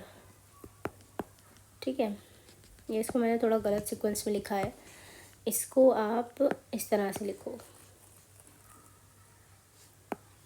आपको इजी रहेगा याद रखने में। ठीक है, ये आप रखो जर्नल शेयर फेलियर, फिर आपका हो जाएगा लोकल शेयर फेलियर। ठीक है, फिर आपका आ जाता है पंचिंग शेयर फेलियर। ठीक है, तो जो जर्नल शेयर फेलियर होता है वो ऐसा शेयर फेलियर होता है जिसमें कि जब आप लोड लगाते हो ना, जब आप सॉइल पे फुटिंग बनाते हो, लोड लगाते हो, तो इसमें क्या होता है कि बिकॉज सॉइल बहुत डेंस होती है, उसकी वजह से क्या होगा कि सॉइल जल्दी नीचे कंप्रेस नहीं होगी, उसमें सेटलमेंट कम होगा, जिसकी वजह से जो सॉइल के पास की सॉइल है, जैसे कि सपोज़ यहाँ पे ये पूरा में सॉइल है, ठीक है, और हमने इतने में फुटिंग बनाई, तो अब इसके नीचे की जो सॉइल है ये वाली, because it is not so compressible, तो क्या होगा इसमें सेटलमेंट कम होगा, जिसकी वजह से जो पास वाली सॉइल है वो ऊपर के लिए हीव कर जाएगी। ठीक है, ये ऊपर चली जाएगी, इसको बोलते हैं हम लोग हीविंग। ठीक है, लोड की वजह से, क्योंकि इसके नीचे की सॉइल सेटल नहीं कर रही है तो साइड की सॉइल ऊपर चली जाएगी, तो इसको हम लोग बोलते हैं हीविंग। तो इसमें हीविंग होती है, और ये किस में होती है, और इसी टाइप का जो फेलियर होता है इसको जर्नल शेयर फेलियर बोलते हैं। And this heaving takes place in general shear failure, और ये होती है आपकी डेंस सैंड में। अगर आपके पास डेंस सैंड है तो उसमें आपको जर्नल शेयर फेलियर देखने को मिलेगा। ठीक है। बट अगर आपकी लूज सैंड है, ठीक है, या फिर आपकी माइल्ड उसकी कंडीशंस हैं, ठीक है, बहुत ज़्यादा डेंस नहीं है, ठीक है, लूजली डेंस सैंड है, तो उस केस में आपको लोकल शेयर फेलियर देखने को मिलेगा। मतलब सॉइल आपकी सेटल करेगी और जो साइड में सेटलमेंट है वो आपको बहुत कम देखने को मिलेगा। जो साइड के पार्टिकल्स हैं, साइड की जो सॉइल है, उसके ऊपर बहुत ज़्यादा इफ़ेक्ट नहीं पड़ेगा। उसकी विद इन द विसिनिटी थोड़ा बहुत इफ़ेक्ट पड़ेगा, लेकिन बहुत ज़्यादा दूर तक उसका इफ़ेक्ट नहीं पड़ेगा। मतलब इस फेलियर का जो इफ़ेक्ट होगा वो लोकली होगा, ठीक है। तो ये जो होता है, ये लूजली डेंस जो आपकी सैंड होती है या फिर जो आपकी माइल्ड क्ले होती है, ठीक है, उसमें होता है ये लोकल शेयर फेलियर।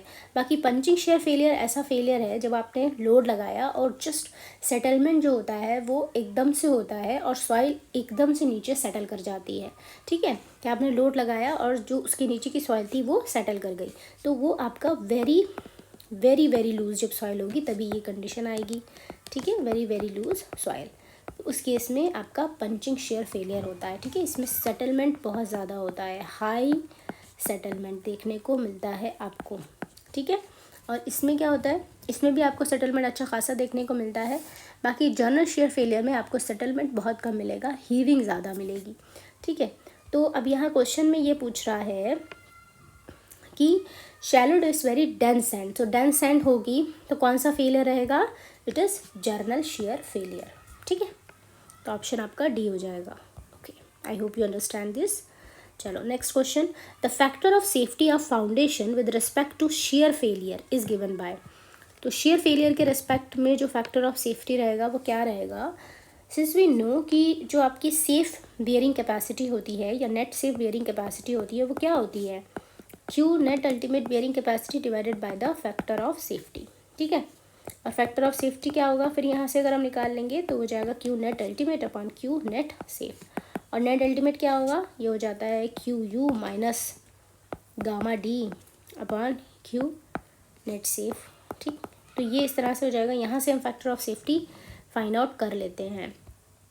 तो अगर हम इसके अकॉर्डिंग देखें, because Q F is your ultimate bearing capacity and Q is your maximum load at the foundation level, तो maximum load is the net safe load, वही चीज़ हो गई, ठीक है।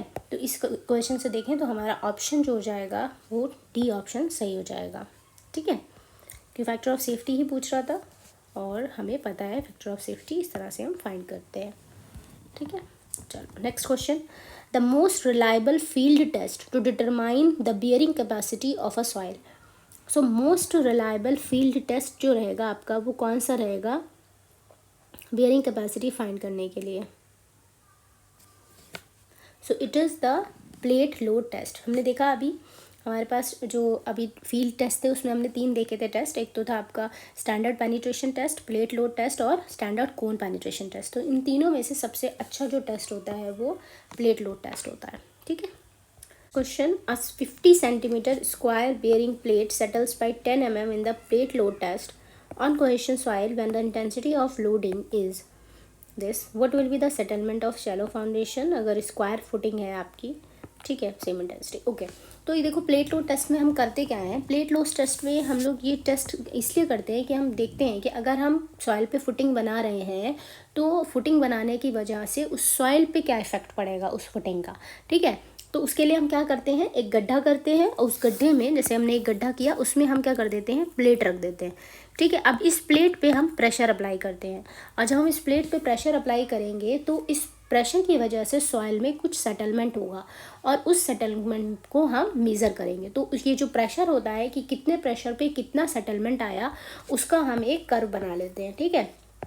तो प्रेशर और सेटलमेंट का कर्व बन जाता है और हम देख लेते हैं कि कितने प्रेशर पे हमारा जो सॉइल है वो फेल हो गया है, ठीक है। तो इस तरह से ये फाइंड आउट कर लिया जाता है, ठीक है। इसमें कुछ कंडीशंस होती हैं, फार्मूलाज होते हैं। अगर हम क्ले की बात करें, ठीक है, क्ले के लिए जो बियरिंग कैपेसिटी आपकी फुटिंग की होती है और जो प्लेट की होती है वो सेम रहती है, ठीक है। तो bearing capacity, ultimate bearing capacity of footing is equals to ultimate bearing capacity of plate, ठीक है, ये आप याद रखिएगा। बाकी फॉर सैंड के लिए जो बियरिंग कैपेसिटी है फुटिंग और प्लेट का वो रेशियो होता है इनकी विड्थ का, ठीक है, विड्थ ऑफ फुटिंग और विड्थ ऑफ फाउंडेशन प्लेट का रेशियो होता है, ठीक है, फॉर सैंड ये होता है। बाकी सेटलमेंट की बात करेंगे तो सेटलमेंट जो रहेगा वो क्ले के लिए जो आपका सेटलमेंट रहता है वो आपका रहता है settlement of footing upon settlement of plate is equals to width of footing upon width of plate, ठीक है, ये रहता है। इस तरह से ये सेटलमेंट आपका इन दोनों का रेशियो इसकी विड्थ के रेशियो के बराबर होता है। बट फॉर सैंड के लिए जो हो जाता है, जो आपका सेटलमेंट हो जाता है वो हो जाता है BF upon BP into BP plus 0.3 upon BF plus 0.3 और इसका होल स्क्वायर, ठीक है।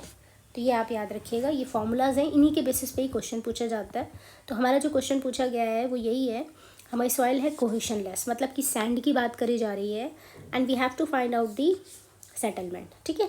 तो फॉर सैंड सेटलमेंट का हमारा फॉर्मूला क्या है, SF अपॉन SP। तो हम यही फॉर्मूला लगा देंगे कि SF upon SP is equals to BF upon BP into BP plus 0.3 upon BF plus 0.3 का होल स्क्वायर, ठीक है। ये इस तरह से फॉर्मूला लग जाएगा आपका।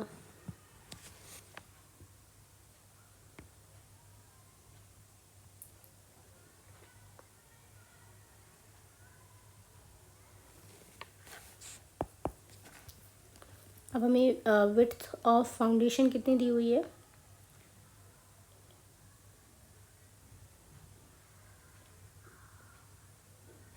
1.3 मीटर की स्क्वायर फुटिंग है, तो ये 1.3 मीटर हो जाएगा। इसको हम लोग 1000 से मल्टीप्लाई करेंगे, mm में हो जाएगा।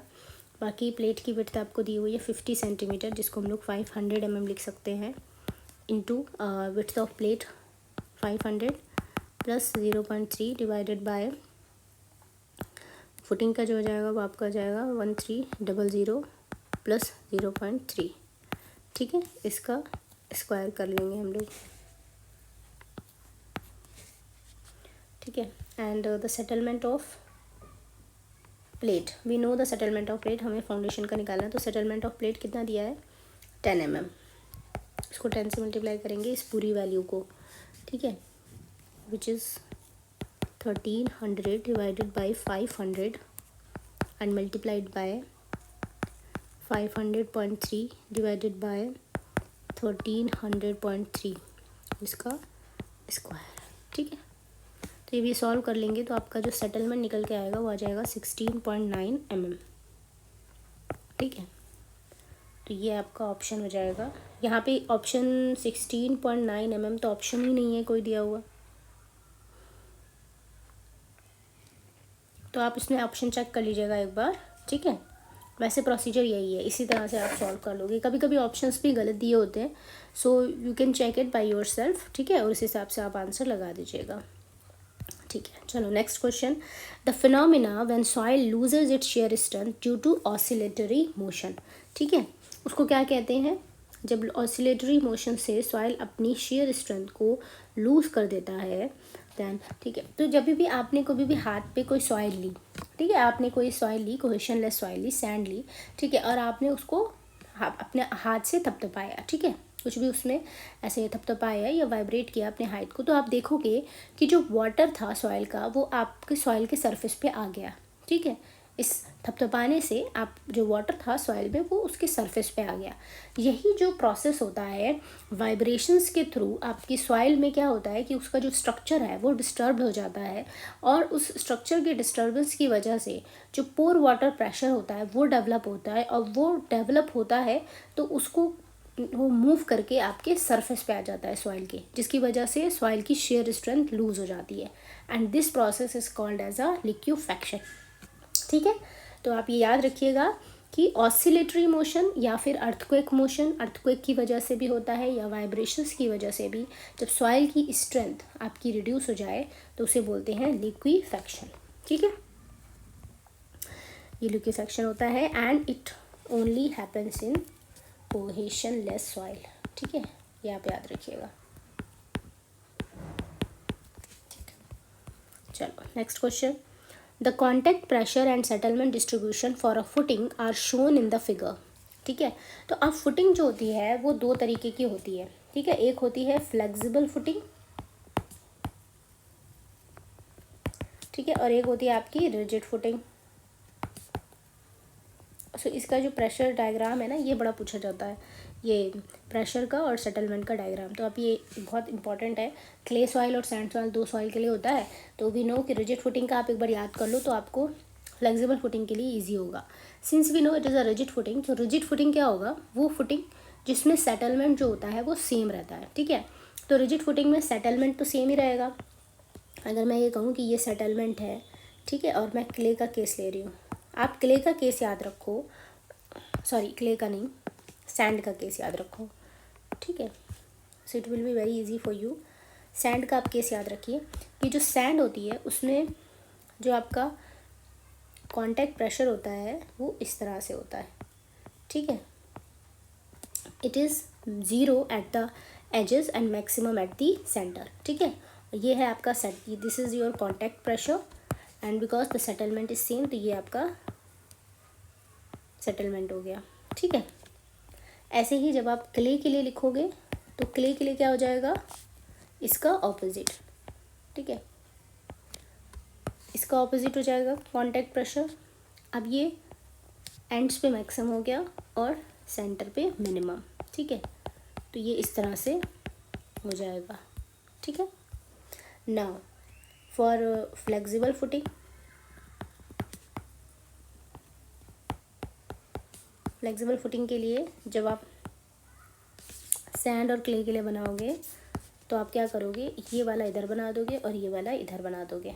ठीक है, तो जो सैंड के लिए हो जाएगा, बिकॉज यू नो कि जो आपका कांटेक्ट प्रेशर होता है in case of flexible footing वो कांस्टेंट होता है और सेटलमेंट चेंज होता है।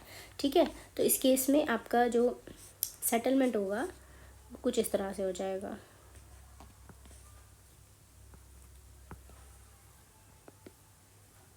ठीक है,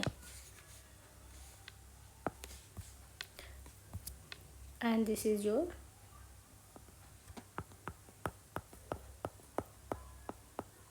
ये आपका कांटेक्ट प्रेशर। ठीक है, लाइकवाइज आप इसका भी याद कर लोगे। तो ये आपका बहुत इजी है।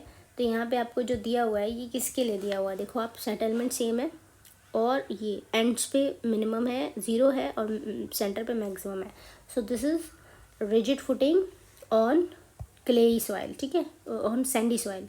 तो सैंडी सॉइल कौन सी सॉइल होती है, it is a cohesion less soil या फिर ग्रैनुलर सॉइल। तो अब ये एग्जाम्पल आपका जो है वो है rigid footing on granular soil. ठीक है,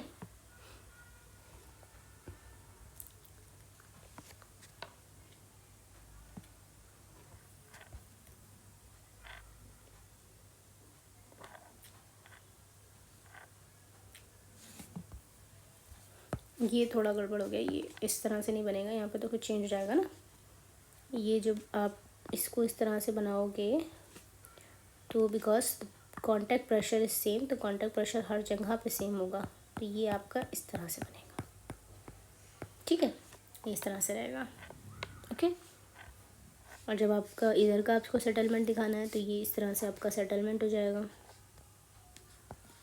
ये आपका सेटलमेंट हो गया और इसमें इस तरह से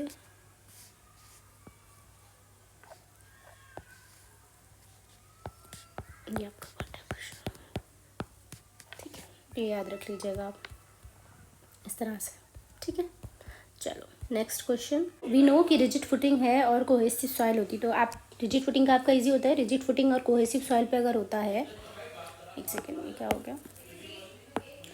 ठीक है, तो रिजिड फुटिंग और कोहेशन लेस सॉइल। ठीक है, सैंड के केस में अगर हम बात करें रिजिड फुटिंग की तो हमें पता है कि इस तरह से बनता है हमारे पास। ठीक है, ये हमने एक चीज़ ये याद रख ली, आप इसको इसी तरह से याद रखना, एक याद रख लेना, बाकी आपको याद रख लोगे। फिर जब आप क्ले होगा तो आपने जो ऐसा बनाया था अब इसका जस्ट ऑपोजिट हो जाएगा, एंड्स पे मैक्सिमम हो जाएगा। ठीक है, इस तरह से हो जाएगा। तो अब आप देख लो कि यहाँ पे कौन सा है, इन दोनों को मैच कर लोगे तो आंसर आ जाएगा। So rigid footing on cohesive soil means clay है, तो उसके लिए इस तरह से बनेगा। तो इस तरह से किसका है, और सेटलमेंट आपका कांस्टेंट, तो सेटलमेंट इन दोनों में ही सेटलमेंट कांस्टेंट है, तो इन दोनों में से कोई एक होगा। तो फॉर द कोहेसिव सॉइल आपका ऑप्शन बी हो जाएगा, ठीक है, rigid footing for cohesive soil, this one, ठीक है। And for cohesion less soil आपका ऑप्शन ये हो जाएगा, ठीक है। नाउ अब फ्लेक्सिबल फुटिंग के लिए, जब फ्लेक्सिबल, ये रिजिड के लिए आपने देखा था, इसको लिख दो आप ऊपर, रिजिड के लिए, ठीक है। फ्लेक्सिबल के लिए जो सैंड के लिए होता है रिजिड का, वो वही क्ले के लिए हो जाता है। तो सैंड के लिए ऐसा है, तो फ्लेक्सिबल में वो क्ले के लिए होगा, मीन्स वो कोहेसिव सॉइल के लिए होगा, इस तरह का। तो इस तरह का कई ऑप्शन ये हो जाएगा, कोहेसिव सॉइल के लिए और कोहेशन लेस के लिए ये वाला हो जाएगा, ठीक है। तो ऑप्शन आपका क्या होगा, फर्स्ट का सी और सेकंड का बी, सी का ए एंड डी का डी। तो ऑप्शन आपका बी हो जाएगा, ठीक है। So this is your answer, ठीक है। चलो next question, according to IS code allowable settlement of raft foundation on sand, ठीक है। सो देर इज़ अ टेबल जिसमें कि आपको सेटलमेंट दिया होता है, अलाउबल सेटलमेंट और डिफरेंशियल सेटलमेंट, ठीक है। तो ये टेबल आप याद रख लीजिएगा, ठीक है। ये पूरी एक टेबल होती है जिसमें कि आइसोलेटेड फुटिंग के लिए आप आइसोलेटेड फुटिंग, ठीक है, और राफ्ट फुटिंग, ठीक है, राफ्ट फुटिंग के लिए आप रखते हो अलग अलग सॉइल पे। तो ये सेटलमेंट्स की वैल्यूज़ होती हैं, ये आप इधर रख लो, इमीडिएट सेटलमेंट, ठीक है, और ये हो जाएगा आपका for the clay and for sand, या पहले सैंड कर लो इस तरह से। इसको याद करने का मैं आपको तरीका बता रही हूँ, ये टेबल आपको इसी तरह याद रखनी है, ठीक है, सैंड और क्ले। और यहाँ पे आप डिफरेंशियल सेटलमेंट, ठीक है, डिफरेंशियल सेटलमेंट, तो यहाँ पे भी आप सैंड और क्ले, ओके। तो इस तरह से आप याद रखेंगे, इसको बना लो आप, ठीक है। तो आइसोलेटेड फुटिंग के लिए, सैंड के लिए आपकी इमीडिएट सेटलमेंट की क्या वैल्यू रहती है, तो सैंड के लिए आइसोलेटेड फुटिंग में ये वैल्यू आपकी, इसकी वैल्यू आपकी हो जाती है 40, ठीक है। और वही सेम वैल्यू आपकी क्ले के केस में आइसोलेटेड फुटिंग में 65 हो जाती है, ठीक है। और डिफरेंशियल सेटलमेंट में आपकी वैल्यू 25 होती है, और क्ले के केस में क्योंकि वैल्यू ज़्यादा होती है, क्ले में सेटलमेंट ज़्यादा होता है, तो ये वैल्यू 40 हो जाती है, ठीक है। ऐसे ही जब आप राफ्ट फुटिंग की बात करोगे तो राफ्ट में वैल्यू आपकी बढ़ जाती है। तो सैंड के केस में राफ्ट में वैल्यू आपकी हो जाएगी 40 to 65, और क्ले में हो जाएगी 65 to 100, ठीक है। और यहाँ पे सैंड के केस में चाहे राफ्ट फुटिंग हो चाहे आइसोलेटेड हो, डिफरेंशियल सेटलमेंट सेम ही रहता है, और यहाँ पे 40 रहता है, ठीक है। तो ये इस तरह से आप याद रखिए value. So it's very easy to remember, अगर आप इस तरह से याद करते हो तो आपको बहुत अच्छे से याद हो जाएगा, ठीक है। ये सैंड के लिए 40 था, क्ले के लिए 65 था, जब राफ्ट आया तो ये 40 to 65 हो गया, ये 65 to 100 हो गया। बाकी सैंड के लिए 25 और ये 40, दोनों के केस में चाहे कोई सी भी फुटिंग हो। अब आपसे क्वेश्चन में क्या पूछा है कि what is the allowable settlement of raft foundation on sand. So immediate settlement बोलो या फिर इसको आप अलाउबल सेटलमेंट बोल सकते हो। तो अलाउबल सेटलमेंट जो आपका रहता है वो आपका आइसोलेटेड फुटिंग, किसके, राफ्ट फुटिंग के केस में और सैंड में पूछा है। तो राफ्ट फुटिंग है और सैंड है, तो इसमें 40 to 65 mm होता है, तो ऑप्शन आपका बी हो जाएगा, ठीक है। तो इस तरह से आप याद रख लीजिएगा इसको। चलो next question,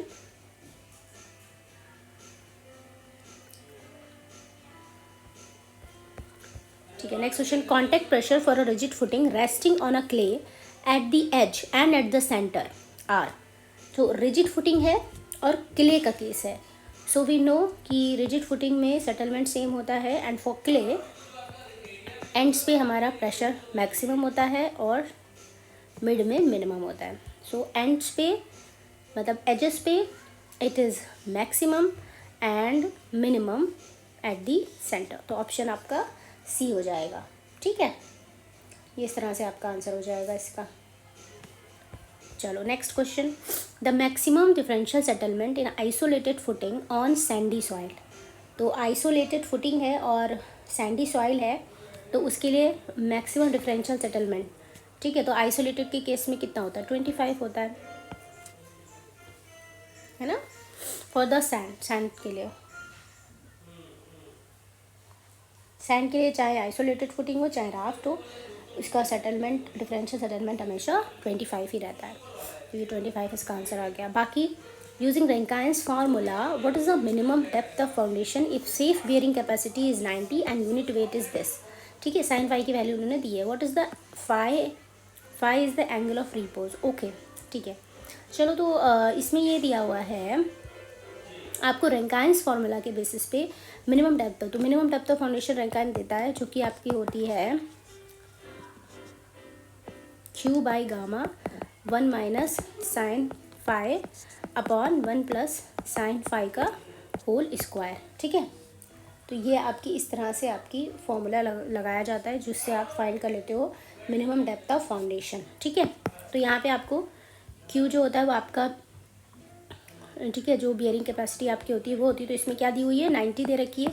and what is the gamma, gamma दिया आपको 18 का, तो आपने ये 90 रख लिया, ये 18 रख लिया। बाकी बिकॉज साइन फाई की वैल्यू 1/3 है तो हम लिखेंगे 1 माइनस 1/3 अपॉन 1 प्लस 1/3 का होल स्क्वायर। ठीक है, सो इसको हम सॉल्व कर लेंगे। ठीक है, तो यहाँ पे कितना हो जाएगा, ऊपर 2/3 और नीचे आपका हो जाएगा 4/3 इसका स्क्वायर। ठीक है, तो ये हो जाएगा 90/18 इंटू 3 से 3 कैंसिल हो जाएगा, तो ये हो जाएगा, सॉरी ये हो जाएगा 4/16। ठीक है, तो इसको हम कर लेंगे।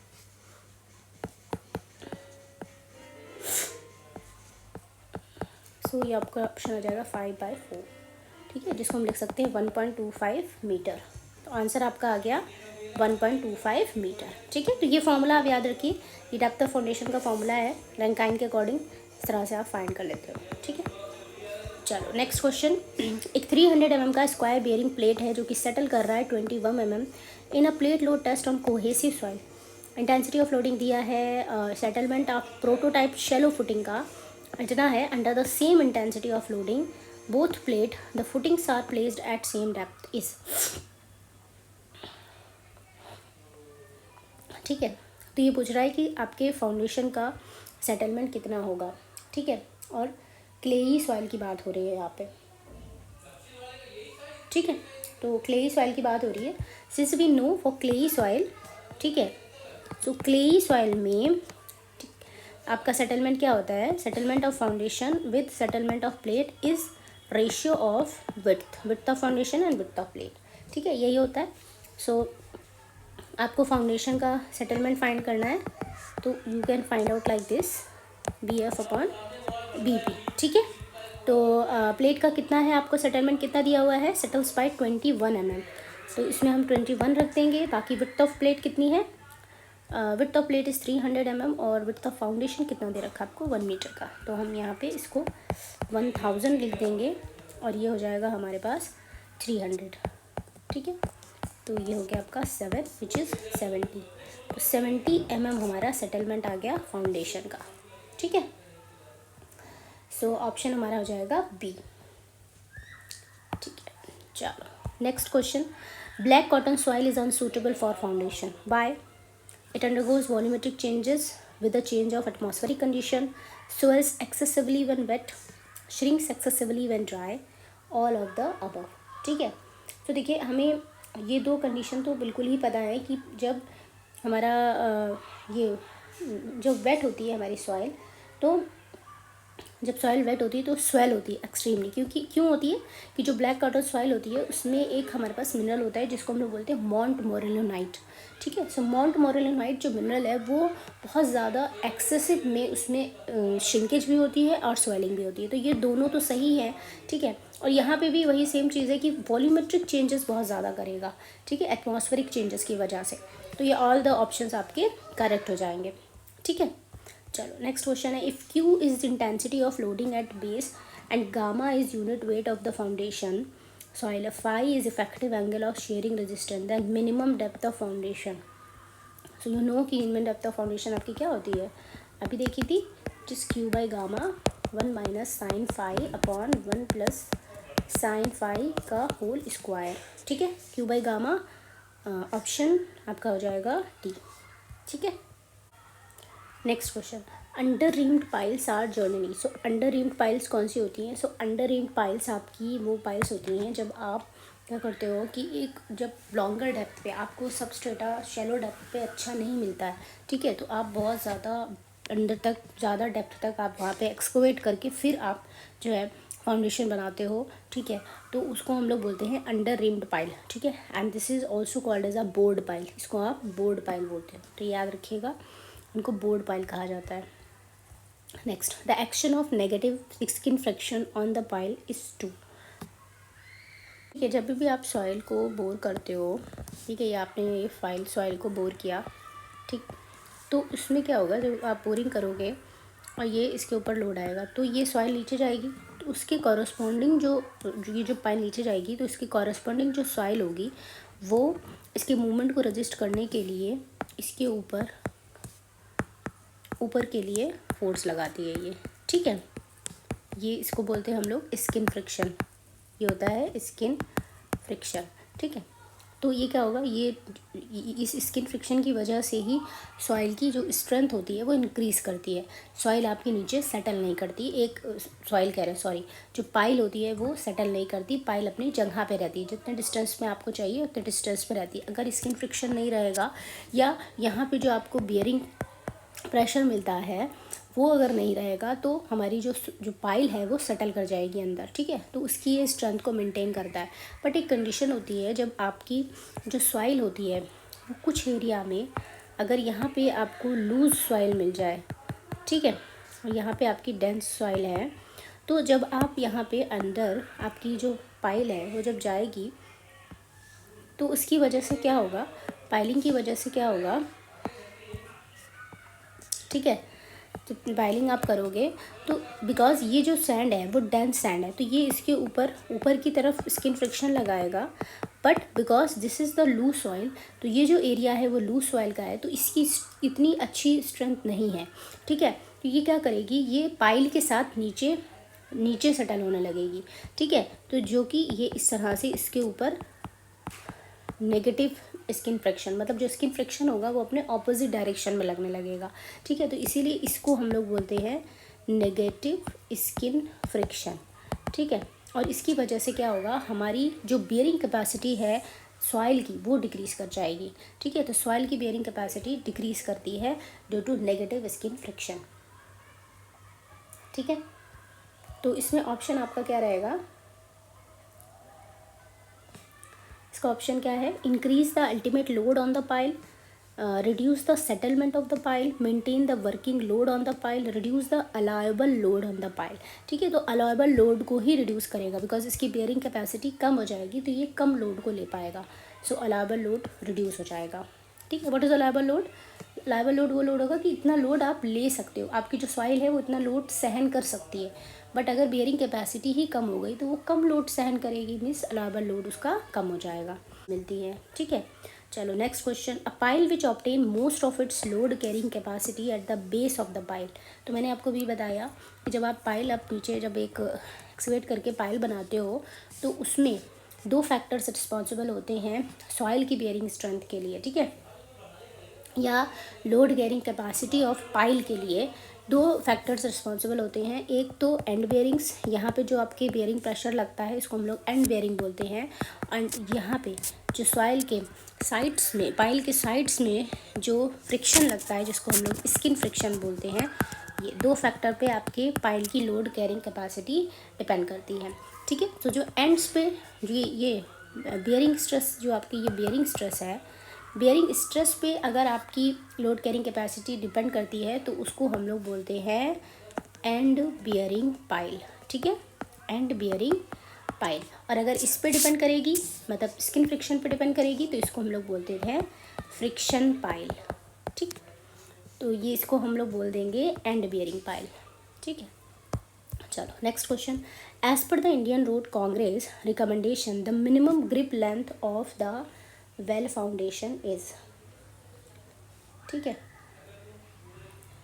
तो ये आप याद रख लीजिए, वेल फाउंडेशन के लिए कुछ IS कोड के अकॉर्डिंग ये कुछ वैल्यूज़ हैं जो आपको पता होना चाहिए, आप डायरेक्ट याद करिए, ज़्यादा क्वेश्चन वेल फाउंडेशन के आए नहीं हैं, तो ये आप याद रख लीजिए कि इसके लिए जो वेल फाउंडेशन के लिए जो मिनिमम ग्रिप लेंथ होती है वो आपकी होती है 1/3 ऑफ TS, ठीक है, बिलो द मैक्सिमम स्कर लेवल, जो मैक्सिमम स्कर लेवल है उसके नीचे 1/3 DS के बराबर आपकी मिनिमम ग्रिप लेंथ होती है वेल फाउंडेशन की, ठीक है। और इसमें ना ज़्यादा क्वेश्चन आपको देखने को मिलेंगे नहीं। इसमें एक क्वेश्चन और आप याद रख लीजिए कि एक ओपन कैशन करके होता है, मतलब जो वेल फाउंडेशन होता है ना उसको ओपन कैशन भी बोलते हैं, जब when it is open from both top and bottom, ठीक है। तो जब ये दोनों टॉप और बॉटम दोनों तरफ से ओपन होता है, ऐसा फाउंडेशन जो टॉप और बॉटम दोनों तरफ से ओपन होता है, तो उसे हम लोग ओपन कैश ऑन फाउंडेशन भी बोलते हैं। इसमें अब मैं लिख देती हूँ आपको, when foundation is open from both top and bottom, इसको हम लोग बोलते हैं ओपन कैश ऑन, ठीक है। इसको बोलते हैं ओपन कैश ऑन, ओके, ठीक है। चलो, तो फिर अब यही तक आपके क्वेश्चंस थे और आई होप आपको ये पूरा चैप्टर समझ में आ गया है। मैंने सारे जितने भी इंपॉर्टेंट टॉपिक्स थे वो कंप्लीट करा दिए हैं इसमें, ठीक है। और आई होप ये सेशन आपके लिए बहुत हेल्पफुल रहा होगा। अगर आपको ये सेशन अच्छा लगा हो तो प्लीज़ इसको लाइक कीजिएगा। एंड हम लोग क्वेश्चन ऑफ द डे देख लेते हैं। इसमें क्वेश्चन है कि in an under reamed pile foundation the ratio of the shaft dia to the bulb dia is, ठीक है। तो अंडर रिम्ड पाइल्स, जो अंडर रिम्ड पाइल्स हमने इसमें टॉपिक देखा नहीं है, बट अंडर रिम्ड पाइल्स क्या होती हैं, लार्ज डेप्थ पे हम क्या करते हैं, क्योंकि हमें पाइल का एरिया हम बढ़ा नहीं सकते, तो इसलिए हम क्या करते हैं कि पाइल का कुछ इस तरह से बल्ब्स प्रोवाइड करके एरिया बढ़ाते हैं, ठीक है। पाइल का एरिया हम लोग बढ़ाते हैं विद प्रोवाइडिंग सम बल्ब्स। ये हमारे क्या होते हैं, ये बल्ब होते हैं, ठीक है। ये हमारे इस तरह से पाइल्स में थोड़ा थोड़ा एरिया इंक्रीज़ करने के लिए हम लोग बल्ब्स बनाते हैं। और जब एरिया बढ़ेगा तो वी नो कि स्किन फ्रिक्शन बढ़ेगा, और स्किन फ्रिक्शन बढ़ेगा तो जो पाइल की लोड कैरिंग कैपेसिटी है वो बढ़ेगी, ठीक है। तो इस तरीके की जो पाइल्स होती हैं इनको जो हम लोग बोलते हैं, ये बोलते हैं अंडर रिम्ड पाइल्स, ठीक है। ये आपकी अंडर रिम्ड पाइल्स कहलाती हैं। अब यहाँ पे यही इसी से रिलेटेड क्वेश्चन पूछ रहा है कि ये जो बल्ब होता है, ratio of the shaft dia to the bulb dia, तो शाफ्ट आपकी क्या है, ये आपका शाफ्ट है, मीन्स जो मेन पाइल है, और ये आपका बल्ब है। इन दोनों का जो डाया है उसका रेशियो पूछ रहा है, कितना होगा, 1/1.25, 1/2.25, 1/2.5, 1/3, ठीक है। तो ये आंसर आप मुझे दीजिएगा कमेंट सेक्शन में। और अगर आपको कोई भी क्वेरी है, कोई भी डाउट हो, तो वो क्वेश्चन कमेंट सेक्शन में मुझसे पूछेगा, मैं ज़रूर बताऊंगी। And if you like this video please like it, subscribe our channel अगर आपने सब्सक्राइब नहीं किया है। और इसकी जो भी PDF है वो हमारे टेलीग्राम चैनल में हमने दे रखी है। अगर आपने टेलीग्राम चैनल ज्वाइन नहीं किया तो प्लीज़ उसको ज्वाइन कर लीजिए। और चलिए ठीक है, फिर मिलते हैं नेक्स्ट मॉड्यूल में, नेक्स्ट सेशन में। Till then keep studying, keep watching. Thank you so much.